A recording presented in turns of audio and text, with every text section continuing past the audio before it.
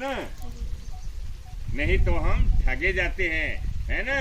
और आज हम 21वीं सदी के लोग हैं, हमें विज्ञान की बातों पर बढ़ना है, विज्ञान के बारे में सोचना है, क्योंकि तभी हम अपना विकास, अपने समाज का विकास और अपने देश का विकास कर सकेंगे। देश आपका है ना, ये देश, इस देश को आप ले जाना चाहते हैं आगे, इसका विकास चाहते हैं।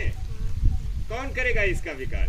हम करेंगे। लगा दिया जाए तो ऐसे लटका करके चलते दौड़ते तो मजा आता नहीं। क्यों? क्या होता? वो तो और मजबूत होता, लोहे का तार। तो हम चौड़ी पट्टी क्यों लगाते हैं, लोहे का तार क्यों नहीं लगाते? यहाँ दाब का सिद्धांत काम करता है ना।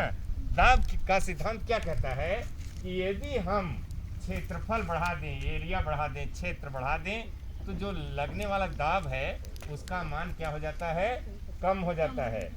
इकाई, है ना, इकाई क्षेत्रफल पर लगने वाला बल।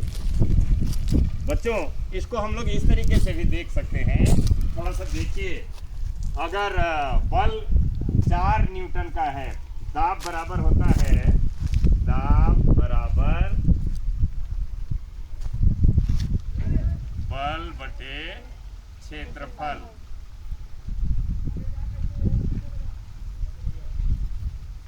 ठीक है ना।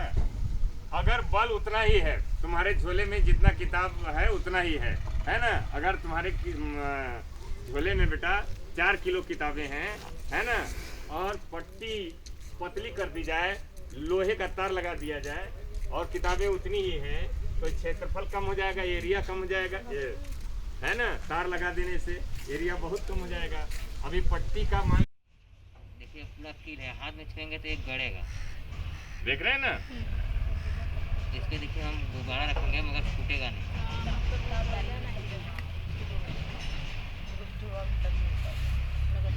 ये लोहे के ब्रश पर गुब्बारा कृष्णा जी ने रखा हुआ है, फुट रहा है। अब एक किनारे इन्होंने अलग से कील गाड़ रखा है, देख रहे हैं। कील गाड़ा, इसमें देखिएगा ऐसे फूट जाएगा। एक कील इसको फोड़ दी और यहाँ बहुत सारे तार, नुकीले तार इस गुब्बारे को नहीं फोड़ पाए। क्यों नहीं फोड़ पाए? क्योंकि यहाँ पर जो ये बल लग रहा है वो ज्यादा क्षेत्रफल पर लग रहा है, उस गुब्बारे के ज्यादा एरिया पर लग रहा है। तो दाब का मान क्या हो गया? क्षेत्रफल बढ़ जाने से दाब का मान क्या हो गया? कम हो गया। और यहाँ क्षेत्रफल कम हो गया तो वही दाब इस पर, इसको फोड़ने के लिए बढ़ गया, पर्याप्त हो गया, है ना। यहाँ एक जगह पर लगाया गुब्बारा तो तुरंत फूट गया, एक ठो कील फट से इसको फोड़ दी। लेकिन यहाँ बहुत सारी कीलें होने की वजह से क्षेत्रफल बढ़ गया और दाब का मान क्या हो गया? कम हो गया और गुब्बारा हमारा नहीं फूटा, लेकिन यहाँ पर तुरंत फूट गया। दाब का सिद्धांत समझ में आया बच्चों? एक और उदाहरण लीजिए। मजदूरों को काम करते हुए देखा होगा आपने, और जब तगाड़ी उठाती हैं तो क्या करती हैं? मुड़ पर एक और चीज रखती हैं। क्या रखती हैं? बिठई। क्यों रखती हैं बिठई को? अगर सीधे तगाड़ी रखते अच्छा तो दिक्कत हो जाती, लेने में ले जाने में दिक्कत होगी कि नहीं?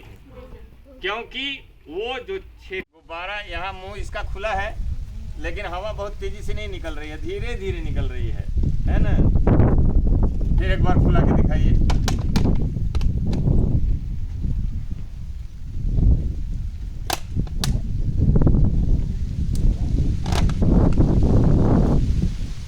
अभी एक समस्या है इसमें, ये आपका बोतल बहुत कमजोर है ना।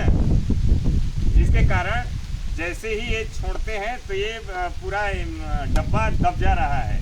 ये डब्बा क्यों दब रहा है? कौन इसको दबा रहा है? कहाँ की भाई? हमको क्यों नहीं दबा रही? अब आप इसको नीचे से हाथ हटा के दिखाइए। ठीक है बच्चों, इन्होंने क्या किया है, इस बोतल को पीछे से दिखाइए। इसका नीचे वाला हिस्सा यहाँ देखिए, ये एक छेद कर दिया है इन लोगों ने, है ना। जब ये फूंक मारते हैं इस गुब्बारे में, फूंक मारने पर क्या होता है कि ये गुब्बारा फूलता है। आप भी गुब्बारे में फूंक मारते हो तो क्या होता है?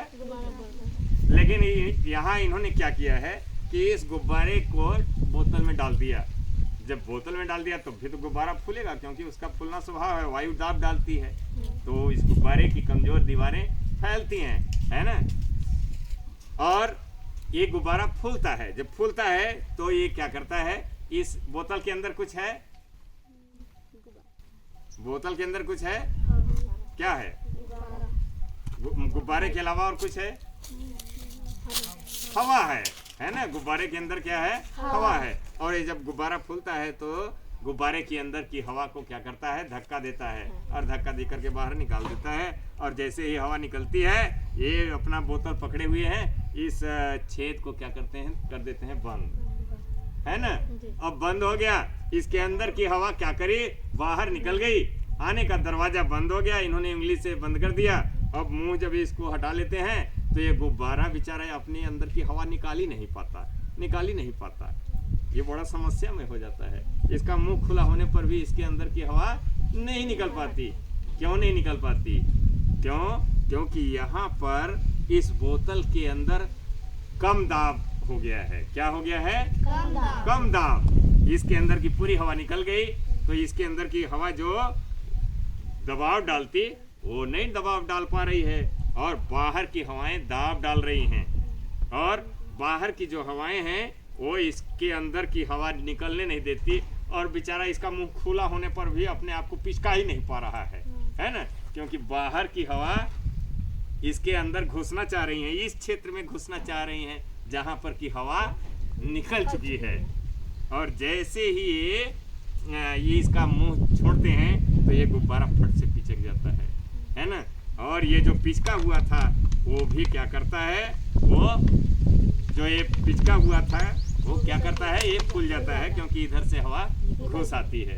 ठीक है, तो ये वायुमंडलीय दाब के आधार पर ये बच्चों का एक छोटा सा एक्सपेरिमेंट जो आपको ये बताने का प्रयत्न करता है कि कैसे वायुमंडलीय दाब काम करता है ना।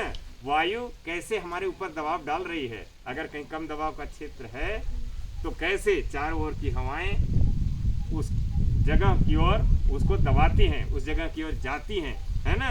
यहाँ पर की हवा निकल गई और दूसरा जगह न पा करके इसी को पाती हैं, इसका चूंकि सतह कमजोर है तो इसको दबा करके इसे पिचका देती है ना। अब एक और चीज देखिए, अभी मैंने इसको क्या किया है,